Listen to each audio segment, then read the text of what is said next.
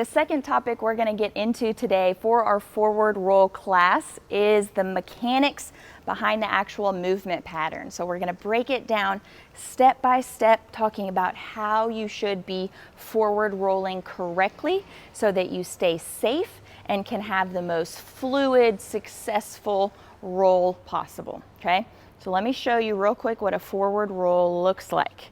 There we go. All right, so there's a forward roll. If you've watched any kind of gymnastics, you've probably seen it before. But now let's break it down step by step so you actually know what's happening.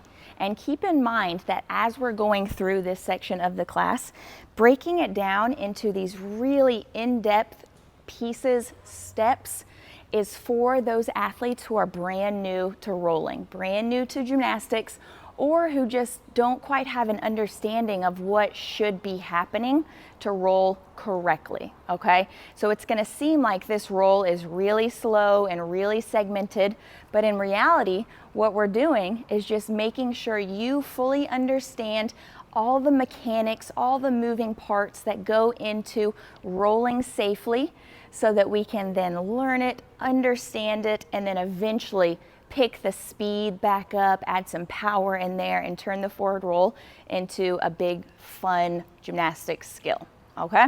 So first thing we're gonna do is start with our feet hip width apart.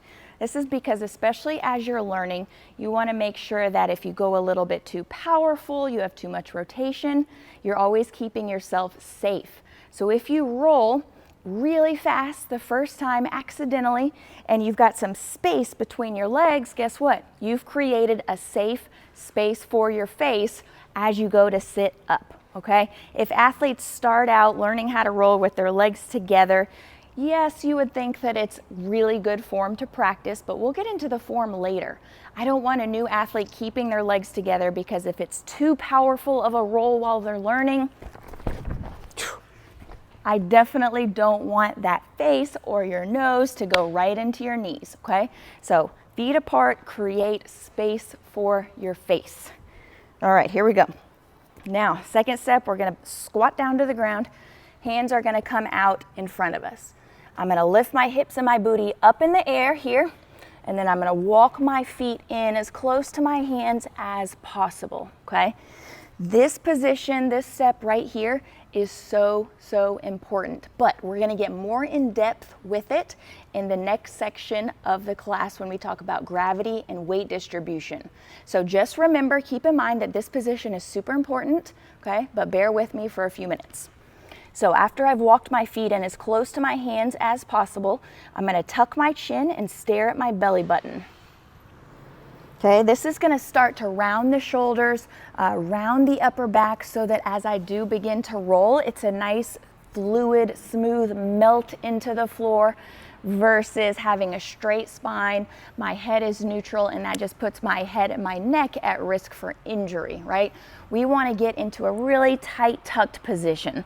Think of how an armadillo rolls, okay? Be the armadillo, get into as tight of a ball as possible so that everything stays safe and you roll as fluidly as possible.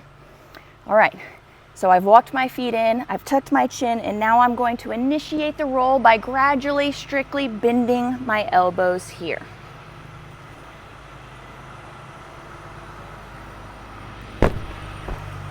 Boom, okay? So you wanna think of this as like a strict movement. Your arms and your gradual elbow bend are really helping to slow your speed down so that you can control how fast you roll to the floor, okay? You definitely don't want to leave your elbow straight because that's going to turn into more of like a tip over, like a handstand, a fall from a handstand, and then all of a sudden, whoop, you're going to fall flat on your back again, okay? So it's a gradual bend of the elbows.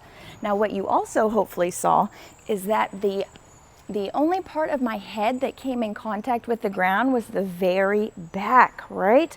So a common question I get with forward rolls is, how do I do this safely? I feel like I'm gonna hurt myself. Well, usually when that's the case, people feel like that because their head and their neck are so exposed and vulnerable because they're in the wrong position. When you tuck your chin in and stare at your belly button like we talked about, it will actually tuck your head into your caved, your rolling position, so that as we go to roll, you're rolling completely over your head, over your neck, so that your head isn't actually touching the floor, okay? We're completing the full roll before the back of your head actually comes in contact, and it's just very, very gently, okay? So let's just focus on that piece right there really quick, and then we'll take another look at the full forward roll. So I'm gonna start halfway through already. You're gonna see how I tuck my chin and my head stays nice and secure in my rolling position. And look at that, boom. Now I can roll super smooth, super easily, super safely, okay? Good. Last but not least, standing up. So as you roll past your head, you're smoothly melting down to the floor. In order to stand, you want to think of pulling your heels into your booty super tight, and then it's a sit up using your core, using your abs, trying to get your shoulders over the front of your toes, because that's going to help us shift your body weight forward over your feet so that you can actually stand. So take a look at my feet in relation to my booty as I roll, and then shift or sit up, getting my shoulders over my toes. And then we stand, okay? On the contrary, if your feet are too far in front of you, you're not able to pull your heels into your booty very close, think about what's going to happen in regards to being able to stand up. You can't do it, right? Because the goal to be able to stand up from a roll is being able to shift your body weight forward over your feet so that you can stand. And if your feet are too far out forward, we can't shift that body weight forward, which means you're always going to fall back down on your booty, okay? So pull the heels into the booty, sit up using the abs and the core, shift those shoulders over the toes, and you're going to find it's pretty simple to be able to stand up from a roll. So let's take a look at the full beginner forward roll, step by step, and then I'll show you what it looks like a little bit faster. Feet hip width apart, squat, hands forward, booty up. Walk the feet in, tuck the chin, stare at the belly button, gradual strict bend of the elbows, heels to booty, and stand. Boom, okay? Now if we add a little bit more power to it, which we'll get into more in depth with our progressions, it's gonna look just a little bit faster, okay?